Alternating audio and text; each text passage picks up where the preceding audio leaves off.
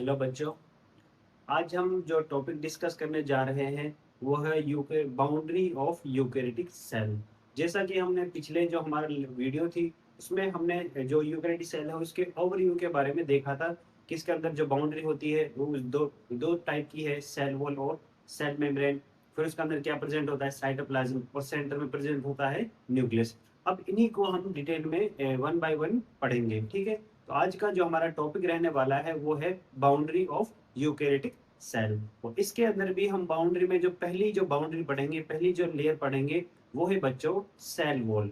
क्या है? Cell wall. तो सबसे पहले इसके अंदर आप हेडिंग डालेंगे बाउंड्री ऑफ यूकेरियोटिक सेल।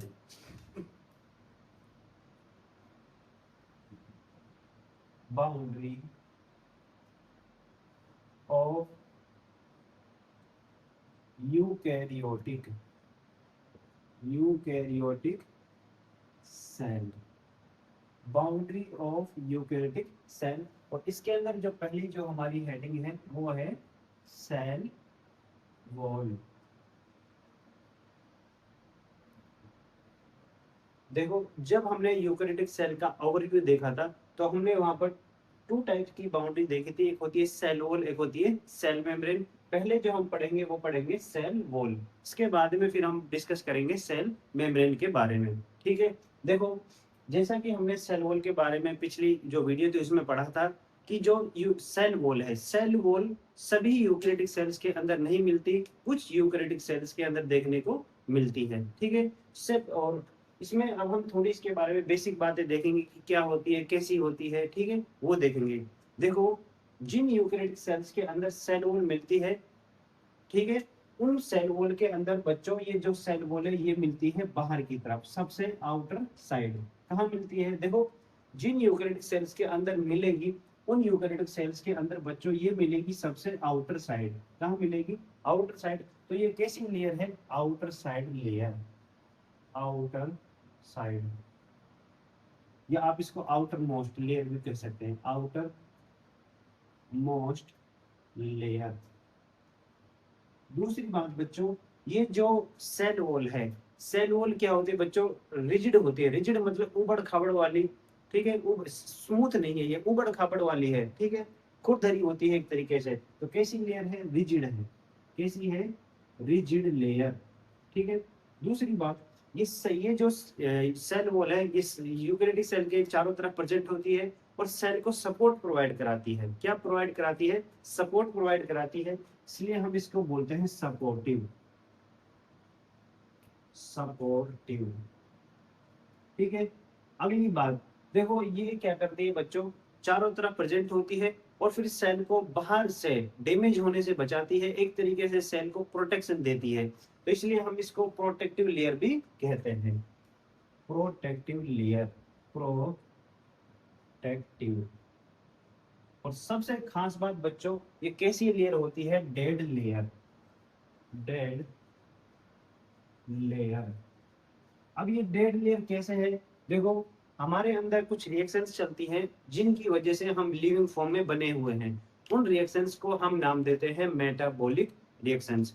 और हमारी बॉडी के अंदर कुछ पार्ट ऐसे भी है जिनके अंदर मेटाबॉलिक रिएक्शंस अब्सेंट होती हैं, तो उन पार्ट्स को हम डेड पार्ट कहते हैं, ठीक है।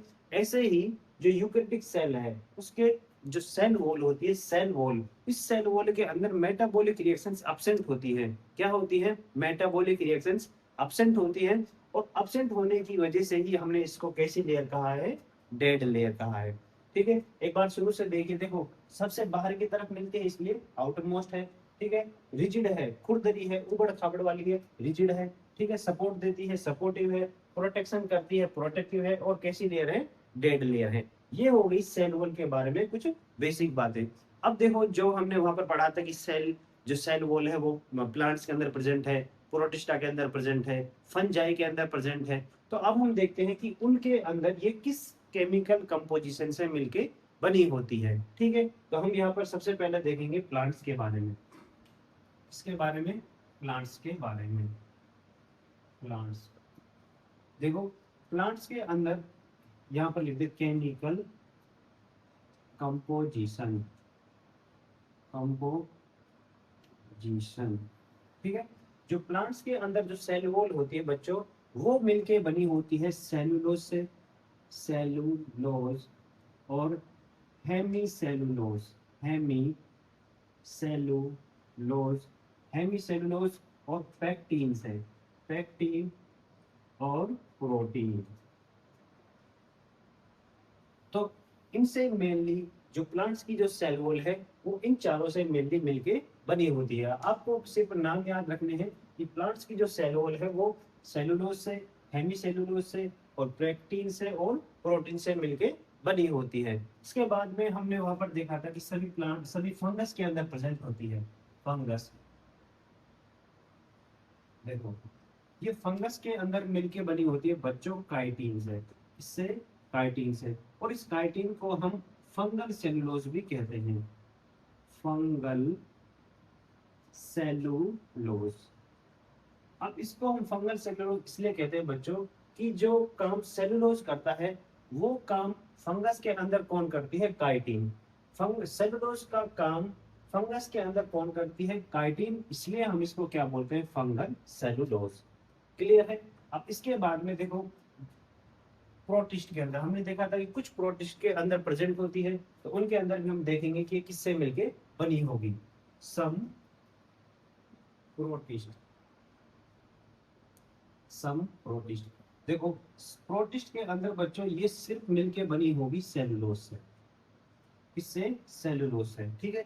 इसके बाद में हम देखो जब हम सारी ही सेल वॉल पढ़ रहे हैं तो यहाँ पर प्रोकैरियोट की भी याद रख लेना कि प्रोकैरियोट की जो, प्रोकैरियोट के अंदर जो सेल वॉल पाई जाती है वो किससे मिलके बनी होगी। सिर्फ आप यहाँ पर नाम याद रख ले, बाकी डिटेल में आप प्रोकैरियोटिक सेल को अलग से हम पढ़ेंगे, ठीक है।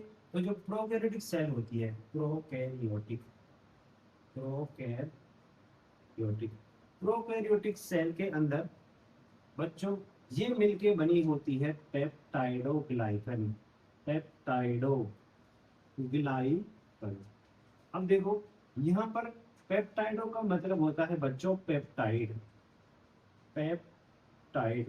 और ये पेप्टाइड क्या है, जो हमारे अमाइनो एसिड होते हैं, अमाइनो एसिड की छोटी छोटी चेन्स को ही हम क्या कहते हैं, पेप्टाइड कहते हैं। क्या कहते हैं, अमाइनो एसिड की छोटी छोटी चेन्स को ही हम क्या कहते हैं, पेप्टाइड्स कहते हैं, ठीक है। तो ये पेप्टाइड क्या है, स्मॉल अमाइनो एसिड चेन, ये क्या है, अमाइनो एसिड की छोटी छोटी चेन्स होती हैं, ठीक है। और देखो यहाँ पर ग्लाइकन का मतलब क्या है बच्चों, कार्बोहाइड्रेट, कार्बोहाइड्रेट, ठीक है। और यहाँ पर कार्बोहाइड्रेट दो तरीके के होते हैं बच्चों, एक होता है नाग और एक होता है नाम। यहाँ पर नाग की फुल फॉर्म है N acetyl glucose amine, N acetyl glucose amine, और नाम की फुल फॉर्म है N acetyl muramic acid, muramic acid, ठीक है। तो जो प्रोकैरियोटिक सेल है उसके अंदर किससे मिलके बनी होगी, पेप्टाइडोग्लाइकन से। अब पेप्टाइड का मतलब क्या होता है, पेप्टाइड, और पेप्टाइड क्या है, अमीनो एसिड की छोटी छोटी चेन्स होती हैं। दूसरा ग्लाइकन, ग्लाइकन का मतलब क्या होता है बच्चों, कार्बोहाइड्रेट, ठीक है।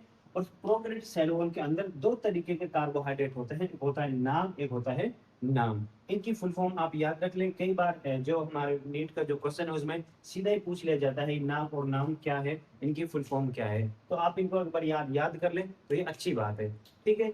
यहाँ तक हमारा हो गया। अब देखो इसमें एक एक सेल वॉल और याद करनी है आपको, एल्गी की, एल्गी। अभी एल्गी क्या है बच्चों, ये जो प्लांट्स हैं, प्लांट्स का ही एक ग्रुप है एल्गी, लेकिन एल्गी के अंदर बच्चों जो ये केमिकल कंपोजिशन है सेल वॉल की वो थोड़ी अलग होती है, ठीक है। इसलिए आपको इसको भी आपको अलग से याद करना पड़ेगा। तो यहाँ पर जो एल्गी है, एल्गी मिलके बनी होती है बच्चों सेलुलोज से, सेलुलोज, मेनन्स, मेनन्स और गैलेक्टन्स, गैलेक्टन्स और minerals, minerals like calcium carbonate, ठीक है। देखो एल्गी के अंदर किससे मिलके बनी होगी, सेलुलोज से, मेनन्स, गैलेक्टन्स और कुछ मिनरल्स जैसे कैल्शियम कार्बोनेट। ठीक है, अब ये यहाँ पर सेलुलोज क्या है, हेमी सेलुलोज क्या है, पेक्टिन क्या है, कार्टिन क्या होती है, सेलुलो यहाँ पर ये जो मेनन्स है, गैलेक्टन्स है, ये क्या है, इनकी स्ट्रक्चर आप पढ़ते हैं बायोमोलिक्यूल वाले चैप्टर में। देखो बायो का मतलब क्या है, बायो, ठीक है, बायो का मतलब है लिविंग और मोलिक्यूल्स मतलब केमिकल्स। जो केमिकल्स लिविंग ऑर्गेनिज्म के अंदर पाए जाते हैं उनको हम क्या बोलते हैं, बायोमोलिक्यूल। और इन ये सब क्या है, ये केमिकल्स ही है, एक तरीके से मोलिक्यूल्स ही है। तो जो कहाँ मिल रहे हैं, लिविंग ऑर्गेनिज्म के अंदर मिल रहे हैं। तो इन सब की जो स्ट्रक्चर है वो हम कहाँ पढ़ते हैं बच्चों, बायोमोलिक्यूल वाले चैप्टर में। यहाँ पर सिर्फ आप इनका नाम याद रख ले कि जो प्लांट है उसकी सेल वॉल किससे मिलकर बनी होगी, फंगस की सेल वॉल किससे मिलकर बनी होगी, इनकी जो डिटेल स्ट्रक्चर है, डिटेल इनकी जो स्ट्रक्चर है उसकी जो डिटेल स्टडी करते हैं हम बायोमोलिक्यूल के, बायोमोलिक्यूल वाले चैप्टर में। ठीक है, तो यहाँ पर सिर्फ आपको इनके नाम याद रखने। ये हो गई हमारी सेल वॉल, और ये सेल वॉल का बेसिक होगा, ये सेल वॉल के केमिकल कंपोजिशन हो गए कि किन किन से हमारी केमिक जो हमारी सेल वॉल है वो मिलके बनी होती है। अब हम बच्चों यहाँ पर जो अगला टॉपिक रहेगा हमारा वो है सेल वॉल की structure, structure of cell wall. ठीक है, तो इतना लिख ले आप, फिर आप हेडिंग डालेंगे स्ट्रक्चर ऑफ सेल वॉल।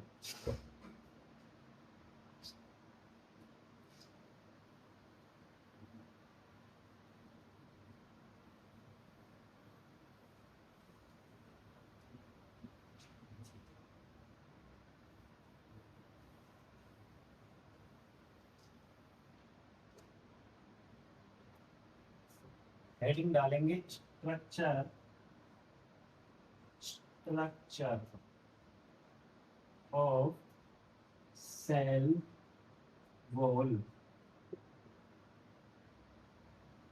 देखो, अगर हम सेल वॉल की स्ट्रक्चर की बात करें तो जो सेल वॉल है इसके अंदर 4 लेयर्स प्रेजेंट होती हैं। कितनी लेयर्स, 4 लेयर्स। ठीक है, सबसे पहली जो लेयर होती है उसको हम बोलते हैं प्राइमरी सेल वॉल, दूसरी को हम कहते हैं सेकेंडरी सेल वॉल, तीसरी को हम कहते हैं टर्सरी सेल वॉल, और चौथी को हम कहते हैं मिडिल लेमिला। ठीक है, इनके बारे में हम पहले हम सेल वॉल का जो डायग्राम बनाएंगे, फिर उसके अंदर हम लेयर्स को देखेंगे कौन कौन सी लेयर्स कहाँ कहाँ प्रेजेंट होती हैं, और उनके बारे में थोड़ा थोड़ा पढ़ते जाएंगे, थोड़ा थोड़ा समझते जाएंगे। ठीक है, तो सबसे पहले इसमें आप लिखेंगे इसके अंदर 4 layers are present, 4 layers present. ठीक है, और इसके अंदर जो पहली लेयर प्रेजेंट होती है बच्चों वो होती है प्राइमरी, प्राइमरी सेल वॉल। दूसरी जो लेयर होगी वो होगी सेकेंडरी, सेकेंडरी सेल वॉल, और तीसरी जो होगी वो होगी tertiary cell wall, tertiary cell wall, और चौथी जो यहाँ पर लेयर प्रेजेंट होगी वो होगी मिडिल, मिडिल लेमिला। ठीक है, ये 4 लेयर सेल वॉल की स्ट्रक्चर के अंदर क्या होती हैं, प्रेजेंट होती हैं। अब इनमें देखो बच्चों, जो ये दो पहली लेयर है प्राइमरी सेल वॉल और सेकेंडरी सेल वॉल, ये जनरली सभी सेल वॉल के अंदर प्रेजेंट होती हैं। ये ऐसी सेल, ऐसी लेयर्स हैं जो सभी सेल वॉल के अंदर प्रेजेंट होती है, इसीलिए इन दोनों लेयर्स को हम कहते हैं most common layer, most common layer. और जो टर्सरी सेल वॉल लेयर है बच्चों, ये बहुत कम सेल वॉल के अंदर मिलती है, इसीलिए हम इसको कहते हैं वेरी वेरी वेरी रेयर। ये बहुत कम सेल वॉल के अंदर देखने को मिलती है, इसलिए हमने इसको क्या कहा, वेरी वेरी रेयर। कभी भी आपसे पूछा जाए कि ऐसी लेयर, ऐसी सेल वॉल की लेयर्स का नाम बताओ जो जनरली सभी सेल वॉल के अंदर प्रेजेंट होती है, तो आपको क्या याद रखना है, प्राइमरी सेल वॉल और सेकेंडरी सेल वॉल। पूछा जाए ऐसी सेल वॉल की लेयर जो बहुत कम पाई जाती है, तो वो कौन सी, हमारी टर्सरी सेल वॉल। ठीक है, बाकी जो बचा वो बचा मिडिल लेमिला, इसके बारे में हम पहले इन तीनों के बारे में पढ़ेंगे, फिर हम मिडिल लेमिला को एक साथ पढ़ने वाले हैं। ठीक है, तो पहले हम इसका डायग्राम बनाएंगे, फिर हम इनके बारे में थोड़ी स्ट्रक्चर देखेंगे कि ये कहाँ कहाँ प्रेजेंट है, कैसे प्रेजेंट है। ठीक है, देखो मान के चलो ये हमारी कोई सेल है, ये हमारी सेल है, और ये सेल की है बच्चों सेल मेम्ब्रेन, सेल मेम्ब्रेन। ठीक है, देखो जो सेल मेम्ब्रेन होती है बच्चों, ये सेल वॉल का फॉर्मेशन करती है। क्या करती है? सेल वॉल का फॉर्मेशन। ये क्या करती है? धीरे धीरे सेल वॉल के मटेरियल को रिलीज करती है, और जैसे जैसे रिलीज करती जाती है सेल वॉल का फॉर्मेशन होता जाता है। ठीक है, तो जो सबसे पहली जो लेयर बनती है बच्चों, वो बनती है प्राइमरी सेल वॉल। कौन सी? Primary cell wall. ये जो सबसे बाहर की तरफ प्रेजेंट है, जो सबसे पहले लेयर बनती है बच्चों सेल वॉल के अंदर, वो कौन सी है? हमारी primary cell wall. Primary cell wall. अब देखो, हमने इसको प्राइमरी सेल वॉल क्यों कहा? क्योंकि बच्चों ये सबसे पहले बनती है, सबसे पहले बनती है, फर्स्ट फॉर्म्ड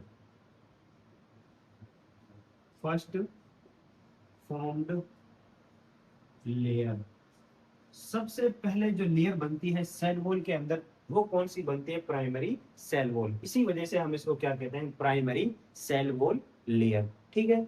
दूसरी बात बच्चों, जो ये प्राइमरी सेल वॉल लेयर है, ये कहाँ प्रेजेंट होती है? सबसे बाहर की तरफ सेल वॉल के अंदर।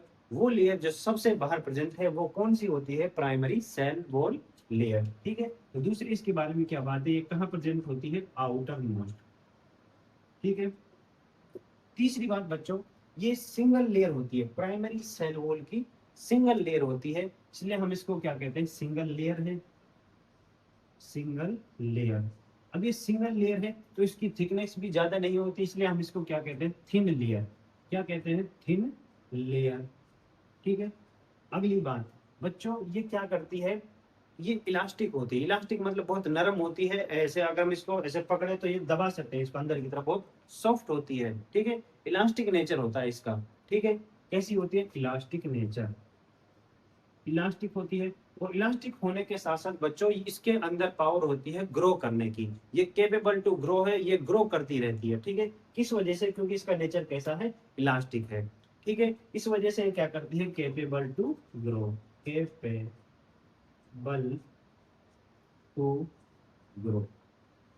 लेकिन इसकी सबसे खास बात यह है बच्चों, जब सेल मैच्योर होती है तो उस टाइम पर इसकी जो ग्रोथ है वो रुक जाती है, और जो प्राइमरी सेल वॉल है वो क्या हो जाती है? खत्म हो जाती है। कब? जब सेल मैच्योर होती है तो उस टाइम पर जो इसकी जो ग्रो करने की पावर है प्राइमरी सेल वॉल की, वो क्या हो जाती है?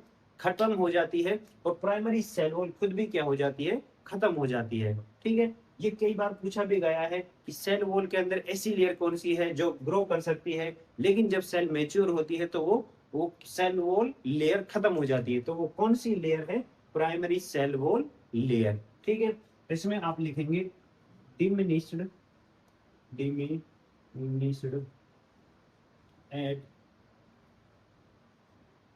Maturity of cell.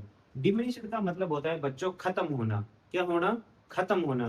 ठीक है, ये डिमिनिश हमने इसलिए लिखा है क्योंकि इसको जो हमारी एनसीईआरटी है उन्होंने भी सेम ऐसे ही बताया है, तो हम इसको ऐसे ही लिखेंगे। ठीक है, देखो, प्राइमरी जो सेल वो लेयर है सबसे पहले बनती है, इसलिए हमने इसको क्या कहा? First form layer. ठीक है, सबसे बाहर प्रेजेंट होती है, आउटर मोस्ट सिंगल लेयर होती है, थिन होती है, इलास्टिक नेचर की होती है, ग्रो कर सकती है, और मेच्योरिटी सेल के मेच्योर होने पर ये क्या हो जाती है? खत्म हो जाती है।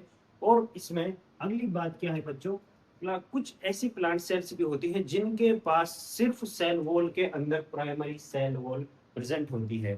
ठीक है, कुछ ऐसी प्लांट के अंदर सेल सेल देखने को मिलती है जिनके अंदर सिर्फ सेल वॉल के अंदर प्राइमरी सेल वॉल क्या होती है? प्रेजेंट होती है। ठीक है, तो सम प्लांट सेल्स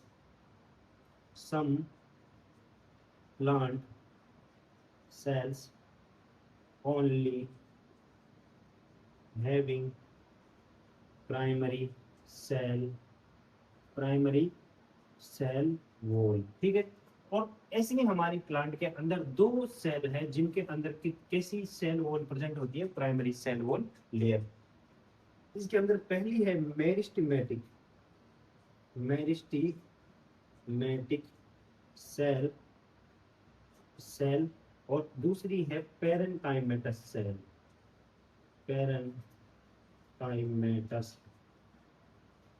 सेल।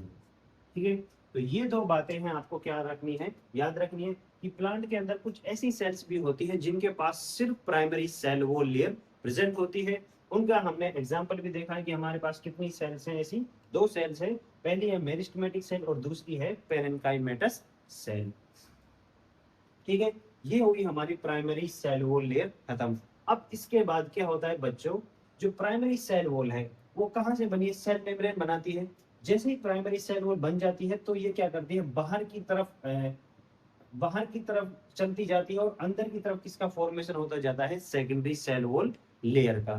ठीक है, कहने का मतलब इतना है कि जो सेकेंडरी सेल वॉल है वो कहाँ बनती है, प्राइमरी सेल वॉल के अंदर की तरफ और सेल मेम्ब्रेन के बाहर की तरफ। ठीक है, तो ऐसे कुछ इस तरीके से प्राइमरी सेल वॉल के अंदर की तरफ किसका फॉर्मेशन होता है, सेकेंडरी सेल वॉल लेयर का फॉर्मेशन होता है। ठीक है, और सेकेंडरी जो सेल वॉल लेयर है बच्चों, इसके अंदर कितनी लेयर्स प्रेजेंट होती है, तीन लेयर्स। ये कैसी लेयर है, तीन लेयर प्रेजेंट होती है। पहली जो बाहर की तरफ है इसको हम बोलते हैं S1, S2 और S3। ठीक है, ये तीनों किसकी लेयर हैं, सेकेंडरी सेल वॉल लेयर की, सेकेंडरी सेल वॉल। अब देखो सेकेंडरी सेल वॉल क्या है बच्चों, पहली बात तो आपको ये याद रखने की कैसी लेयर है, मल्टी लेयर है, मल्टी लेयर। ठीक है, मल्टी लेयर होने की वजह से ये कैसी होती है, थिक होती है। कैसी होगी, थिक होगी। दूसरी बात, इसके अंदर इलास्टिक नेचर खत्म होता है, ये कैसी होती है, हार्ड होती है। ठीक है, हार्ड होने की वजह से इसके अंदर जो ग्रो करने की पावर है वो भी क्या होती है, खत्म होती है। तो ये capable unable, not capable to grow, not capable to grow, ये ग्रो करने की कैपेबिलिटी इसकी भी इसके अंदर क्या होती है, अपसेंट होती है। ठीक है, दूसरी बात देखो, जो प्राइमरी सेल वॉल है बच्चों, वो जब सेल मैच्योर होती है तो उस टाइम पर क्या हो जाती है, खत्म हो जाती है। तो बाहर की तरफ कौन सी सेल वॉल दिखाई देती है, कौन सी सेल वॉल आ जाती है, सेकेंडरी सेल वॉल। ठीक है, और ये क्या है, थिक भी है, साइज में हार्ड भी है, मल्टी लेयर भी है। तो मेनली जो सेल वो मेन जो सेल की जो सेल वॉल लेयर होती है वो कौन सी होती है, सेकेंडरी सेल वॉल। ठीक है, जो मेन लेयर है सेल वॉल की वो कौन सी है बच्चों, सेकेंडरी सेल वॉल। इसका रीजन क्या है, देखो पहली बात तो मल्टी लेयर्ड है, थिक भी होती है, हार्ड भी होती है, और जब सेल मैच्योर हो जाती है तब भी क्या रहती है, प्रेजेंट रहती है। लेकिन सेकंड प्राइमरी जो सेल वॉल वो क्या हो जाती है, खत्म हो जाती है। इसलिए हम सेकेंडरी सेल वॉल को क्या कहते हैं, main layer of cell wall. ठीक है, क्या कहते हैं, main layer of cell wall, main layer of cell wall. ठीक है, तो ये बातें हैं आपको जो प्राइमरी सेल वॉल और सेकेंडरी सेल वॉल के बारे में आपको क्या रखनी है, याद रखनी है। अब हम बात करते हैं बच्चों टर्सरी सेल वॉल के बारे में। देखो वैसे तो टर्सरी सेल वॉल ज्यादा इंपॉर्टेंट नहीं है, लेकिन एक दो बातें आप इसके बारे में याद रख लें। ठीक है, तो अगली जो हमारी बात है वो क्या है, टर्सरी सेल वॉल। देखो बच्चों पहली बात तो ये कैसी है, very very very very rare, बहुत कम देखने को मिलती है। लेकिन एनसीईआरटी ने इसका एक बार ये टर्सरी सेल वॉल का डायरेक्ट पूछा गया था कि टर्सरी सेल वॉल कहाँ मिलती है। तो टर्सरी सेल वॉल बच्चों जिम्नोस्पर्म के जाइलम की ट्रैकिड सेल के अंदर क्या होती है, प्रेजेंट होती है। ठीक है, अब जाइलम क्या है बच्चों, जाइलम हमारी जो प्लांट्स होते हैं उनके अंदर एक ऐसा टिश्यू है, एक ऐसा आप इसको ग्रुप मान सकते हैं जो क्या करती है, जाइलम जो प्लांट के अंदर वाटर और मिनरल्स का कंडक्शन करता है, वाटर और मिनरल्स का ट्रांसपोर्टेशन करता है। तो जाइलम के अंदर एक सेल प्रेजेंट होती है जिसको क्या नाम है, जिसका क्या नाम है, tracheid cell.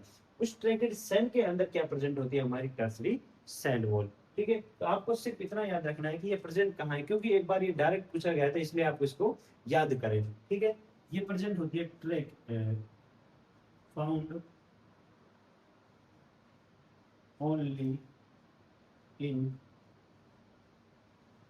In tracheid cell of xylem of gymnosperm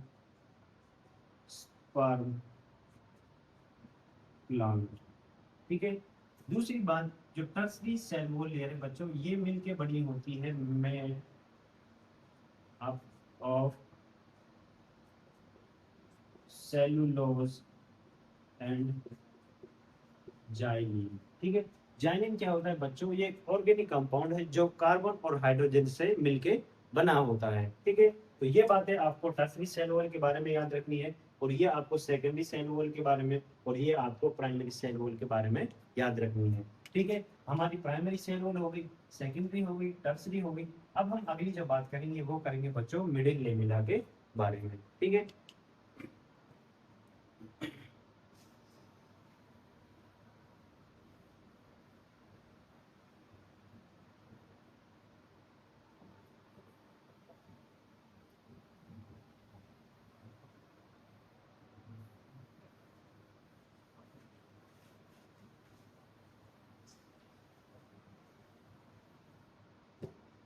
अब आप जो हेडिंग डालेंगे वो डालेंगे मिडिल लेमिला। Middle lamella. देखो बच्चों, मिडिल लेमिला को हम एक और नाम देते हैं, वो है प्लांट सीमेंट। क्या नाम है? Plant cement. देखो सीमेंट का क्या काम होता है? चिपकाना, ठीक है, ज्वाइन करना। तो कुछ इसी तरीके का काम होता है मिडिल लेमिला का। और ये किसके अंदर ज्वाइन करने का काम करती है? मिडिल लेमिला प्लांट के अंदर। इसलिए हम मिडिल लेमिला को क्या कहते हैं? Plant cement. ठीक है, देखो मान के चलो ये एक प्लांट सेल है, ठीक है, और ये भी दूसरी प्लांट सेल है। ठीक है, ये एक और प्लांट सेल है, इधर भी एक और प्लांट सेल प्रेजेंट है। ठीक है, ये क्या है? Plant cell. अब देखो इन प्लांट सेल्स के बीच में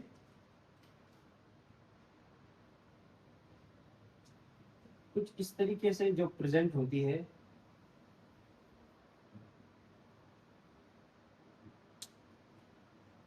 ये क्या होती है? हमारी मिडिल लेमिला। Middle lamella. जो प्लांट सेल्स होती है उनके बीच में क्या प्रेजेंट होती है बच्चों? Middle lamella. और ये मिडिल लेमिला क्या करती है? इन प्लांट सेल्स को आपस में ज्वाइन करके रखती है, एक दूसरे से अटैच करके रखती है। ठीक है, इसीलिए हम मिडिल लेमिला को क्या कहते हैं? प्लांट सीमेंट कहते हैं। ठीक है, अब देखो, और ये जो मिडिल लेमिला है बच्चों, ये मिलके बनी होगी made up of, made up of calcium pectate and magnesium pectate. अब देखो बच्चों, ये जो मिडिल लेमिला है ये किससे मिलके बनी होगी? मैग्नीशियम पैक्टेट से और कैल्शियम पैक्टेट से। अब ये पैक्टेट क्या होता है? देखो, जो पैक्टेट होता है बच्चों, हमारे जो प्लांट्स है, प्लांट्स के अंदर एक नेचुरल मटेरियल प्रेजेंट होता है जिसका नाम है पैक्टीन। पैक्टीन। जब इस पैक्टीन के साथ कोई आयन आगे जुड़ता है तो बनता है पैक्टेट। क्या बनता है? पैक्टेट। मान के चलो ये हमारी पैक्टीन है, और इस पैक्टीन के साथ आकर जुड़ा मैग्नीशियम आयन, तो हमारा जो यहाँ पर पैक्टेट बनेगा वो क्या बनेगा? Magnesium pectate. क्या बन जाएगा? Magnesium pectate. सेम इसी तरीके से ये हमारी पैक्टीन है, और इसके साथ आगे क्या जुड़ गया? कैल्शियम। तो यहाँ पर जो पैक्टेट बनेगा वो बनेगा कैल्शियम पैक्टेट। Calcium pectate. ठीक है, तो जो ये मैग्नीशियम पैक्टेट है और कैल्शियम सॉरी मैग्नीशियम पैक्टेट और कैल्शियम पैक्टेट है, इन्हीं से मिलके हमारे क्या बनता है? मिडिल लेमिला बनता है। ठीक है, तो ये बातें आपको मिडिल लेमिला के बारे में याद रखनी है। और देखो, अगर हम इसके पोजीशन की बात करें कि जो मिडिल लेमिला कहाँ प्रेजेंट होती है, तो ये एक कॉमन वॉल की तरह दो प्लांट सेल्स के बीच में क्या होती है? प्रेजेंट होती है, या आप ऐसा बोल दे जो एडजेसेंट जो नेबरिंग सेल्स हैं, जो आसपास की सेल्स हैं, उनके बीच में कॉमन वॉल की तरह क्या होती है बच्चों? ये प्रेजेंट होती है। ठीक है, तो ये क्या है? Common wall present between adjacent sales. ठीक है, जो आसपास में जो सेल्स प्रेजेंट है उनके बीच में एक कॉमन वॉल की तरह ये क्या होती है? प्रेजेंट होती है। ठीक है, और इसके फंक्शन की बात करें तो फंक्शन तो हमने इसका देख लिया, क्या है? अटैचमेंट का काम है, ज्वाइन करने का काम है। तो इसका फंक्शन क्या है? Attachment. Attachment of plant cells to each other। ये प्लांट सेल्स को एक दूसरे से क्या करके रखती है बच्चों, अटैच करके रखती है। ठीक है, देखो एक बार इसको रिवाइज करते हैं। मिडिल लेमिला, मिडिल लेमिला को हम दूसरा क्या कहते हैं, प्लांट सीमेंट। प्लांट सीमेंट क्यों कहते हैं, देखो सीमेंट का काम क्या होता है, ज्वाइन करने का। ठीक है, तो ये क्या करती है, प्लांट सेल्स को आपस में ज्वाइन करती है, इसलिए हम इसको क्या नाम देते हैं, प्लांट सीमेंट। अगर हम बात करें कि मिडिल लेमिला किस चीज की बनी होती है, तो ये मिलकर बनी होती है मैग्नीशियम पेक्टेट की और कैल्शियम पेक्टेट की। अभी पेक्टेट क्या है इसके बारे में मैंने आपको बता दिया। अब इसके बाद देखो जो जो हमारी मिडिल लेमिला है, ये जो एडजेसेंट सेल्स हैं, जो आसपास की जो सेल्स हैं, उनके बीच में कॉमन वॉल की तरह क्या होती है, प्रेजेंट होती है। ठीक है, फंक्शन की बात करें तो सीमेंट का क्या काम होता है, अटैच करने का, ज्वाइन करने का। तो ये प्लांट सेल्स को क्या कर रखती है, एक दूसरे से अटैच करके रखती है। ठीक है, अब इसी के अंदर एक हमारा एक टॉपिक है प्लाज्मोडेस्माटा। ठीक है, वो हम यहाँ पर डिस्कस करेंगे। उसके बाद में हम फिर पढ़ेंगे सेल वॉल के फंक्शन। हालांकि हमने फंक्शन तो पढ़ लिए हैं, लेकिन एक बार हम सारे फंक्शंस को एक साथ लिखेंगे ताकि आपको याद करने में आसानी हो। ठीक है, इसके बाद में आप हेडिंग डालेंगे प्लाज्मोडेस्माटा।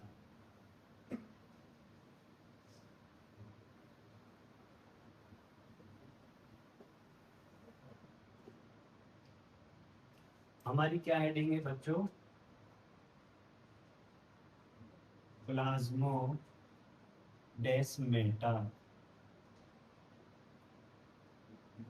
अभी प्लाज्मोडेस्माटा क्या होता है बच्चों, मान के चलो ये हमारी एक प्लांट सेल है।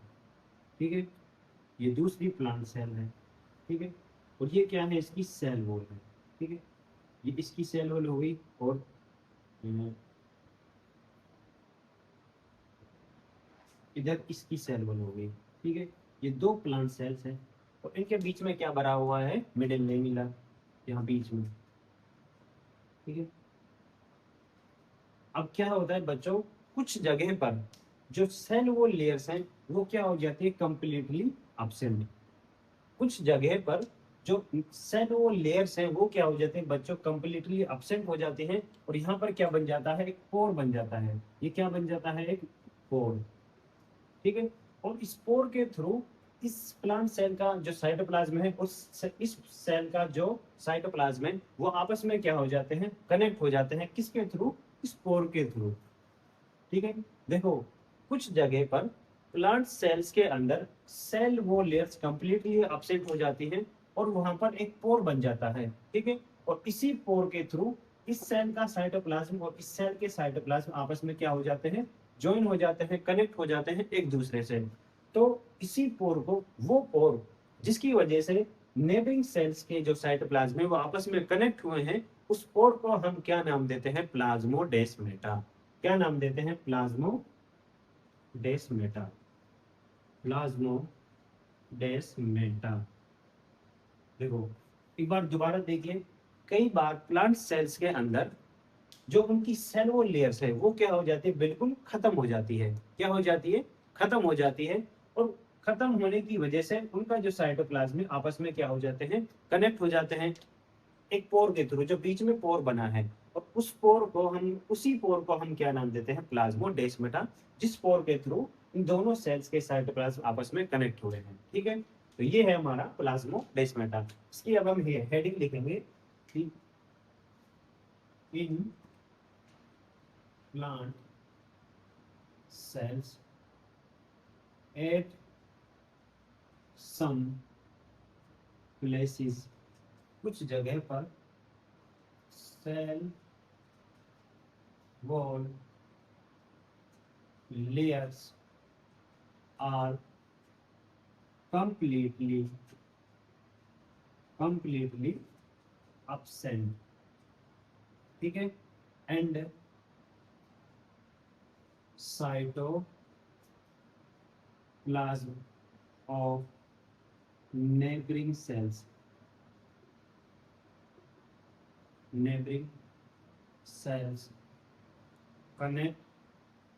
connected through each other by some pores, or these pores are called plasmodesmata. Plasmodesmata. देखो, इन प्लांट सेल्स के अंदर एट सम प्लेसेस, कुछ जगह पर सेल और लेयर्स आर कंप्लीटली एब्सेंट, कुछ जगह पर सेल और लेयर्स कंप्लीटली एब्सेंट हो जाती है। And cytoplasm of neighbouring cells, आसपास की जो सेल्स हैं उनके साइटोप्लाज्म क्या हो जाते हैं, कनेक्ट हो जाते हैं एक दूसरे से, ठीक है, बाय सम पोर्स, कुछ पोर्स के थ्रू, ठीक है। और these pores are called plasmodesmata, और इन्हीं पोर्स को हम क्या नाम देते हैं बच्चों, प्लाज्मोडेस्माटा, ठीक है। अब हम इसके बाद में सेल वॉल के फंक्शन देखेंगे, सेल वॉल के क्या क्या फंक्शन है। हालांकि हमने सारे फंक्शन पढ़ लिए, लेकिन हम उनको एक जगह पर लिखेंगे, एक जगह पर समराइज करेंगे, ठीक है, ताकि आपको याद करने में क्या हो, आसानी हो, ठीक है। तो इसमें आप हेडिंग डालेंगे function of cell wall, function of cell wall. देखो, सबसे पहली बात तो बच्चों, जो सेल वॉल है सबसे बाहर की तरफ प्रेजेंट होती है, हार्ड होती है, ठीक है। तो ये क्या करती है, सेल को सपोर्ट करती है और प्रोटेक्ट करती है, ठीक है। प्रोवाइड सपोर्ट एंड प्रोटेक्शन, ठीक है, सपोर्ट करती है और क्या करती है, प्रोटेक्ट करती है। दूसरी बात बच्चों, ये सेल के चारों तरफ प्रेजेंट होती है और हार्ड भी होती है, ठीक है। इसी वजह से ये सेल को से साइज और शेप क्या करती है, मेंटेन करके रखती है। देखो, सेल के चारों तरफ प्रेजेंट हुई और हार्ड होती है, इसकी वजह से ये सेल को साइज और शेप को मेंटेन करने में क्या करती है, हेल्प करती है, ठीक है। तो maintain shape and size of cell, cell के शेप और साइज को क्या करके रखती है बच्चों, मेंटेन करके रखती है। अब देखो, कुछ मैक्रोमोलिक्यूल्स होते हैं, कुछ अनडिजायरेबल मैक्रोमोलिक्यूल्स होते हैं जो सेल्स के बाहर प्रेजेंट होते हैं, जो सेल के लिए क्या है, हार्मफुल है। उन सभी से सेल को प्रोटेक्ट भी करती है, और उनके लिए जो सेल वॉल है बैरियर के तरह काम करती है, मतलब उन हार्मफुल मैक्रोमोलिक्यूल्स को सेल के अंदर आने नहीं देती। तो उनके लिए क्या करती है, ये एक बैरियर की तरह काम करती है, ठीक है। तो barrier barrier for undesirable macromolecules. तो अनडिजायरेबल मैक्रोमोलिक्यूल्स की तरह किसकी तरह काम करती है, ये बैरियर की तरह, ठीक है। इसमें लास्ट आप याद रखेंगे, help in cell to cell interaction, cell to cell interaction. एक सेल को दूसरी सेल से क्या करके रखती है बच्चों, इंटरेक्ट करके रखती है, ज्वाइन करके रखती है। ये चार फंक्शन है जो आपको सेल वॉल के बारे में याद रखने हैं। हालांकि इनके बारे में हमने पहले भी पढ़ लिया जब हम इसके बारे में सेल वॉल के बारे में डिस्कस कर रहे थे, लेकिन आपको एक जगह पे फंक्शन लिखे होंगे तो आपको याद करने में थोड़ी आसानी होगी, ठीक है। तो यहाँ पर हमारी जो सेल वॉल है कंप्लीट खत्म है। इसके बाद जो हमारा नेक्स्ट टॉपिक होने वाला है वो होगा सेल मेम्ब्रेन, ठीक है। हमने बताई थी कि बाउंड्री कितनी होती है, हमारे पास दो होती है, एक होती है सेल वॉल और दूसरी होती है सेल मेम्ब्रेन। सेल वॉल हमारी कंप्लीट हो चुकी है, अगली जो हमारी बाउंड्री रहने वाली है वो होगी सेल मेम्ब्रेन, ठीक है।